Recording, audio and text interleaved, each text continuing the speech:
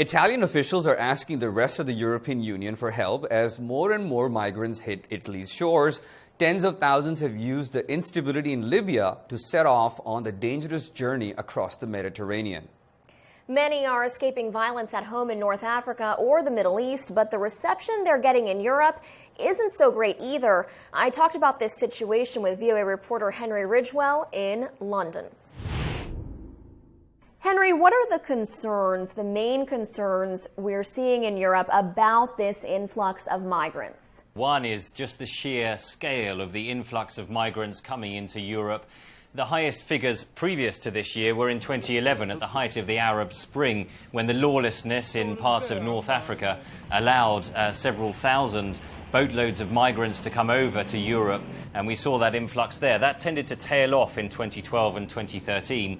Now in 2014, those numbers are skyrocketing once again, to the point where here we are halfway through the year, 50,000 migrants estimated, that's the ones that have been recorded, are trying to make their way across that central Mediterranean belt from North Africa into Europe. So part of the concern is just the sheer scale of the numbers. Henry, why is Libya such a focus of this? Because of the lawlessness there. Of course, in the last year, particularly in the last 6 months in Libya, we've seen political chaos stemming from the inability of the authorities in Libya to create a coherent government, to exert any kind of authority across the country.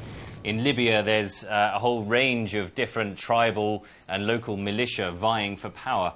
And that kind of lawlessness is the perfect breeding ground for the kind of people smugglers who organise those journeys over from North Africa to Europe. And typically, we've been told by European authorities that the migrants will pay these people smugglers in the region of $2,000 for the journey across Africa by land to the ports of Libya and over to Europe. And so it's really this lawlessness in Libya that's facilitating this migratory flow across the Mediterranean. And then when these migrants arrive in Europe, where are they going? What's their end goal?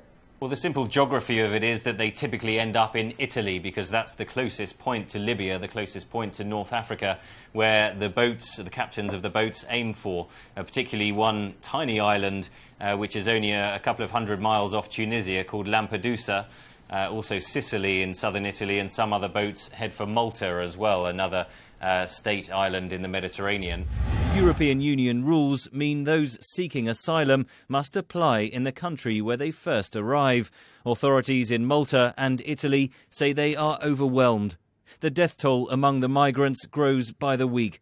The United States Navy rescued close to 300 migrants Saturday after receiving distress calls from a boat sinking in the Mediterranean off Italy. And in this desperation, Henry, these people really are risking their lives to get to Europe. What are the dangers involved in this trip, and who's responsible, let's say, if a boat capsizes? They certainly are risking their lives. Typically, the migrants will be packed onto a fishing boat of about 20 metres in length, if that, to make the 2 or 3 day journey across the Mediterranean.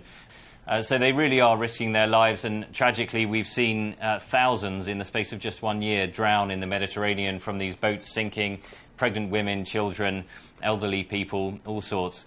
And the ultimate responsibility, well, Europe says it comes down to these people smugglers who are charging thousands of euros, tens of thousands of dollars. They make a lot of money from these boat trips coming over to Europe, and that's who Europe really wants to target to prevent the numbers of people coming over.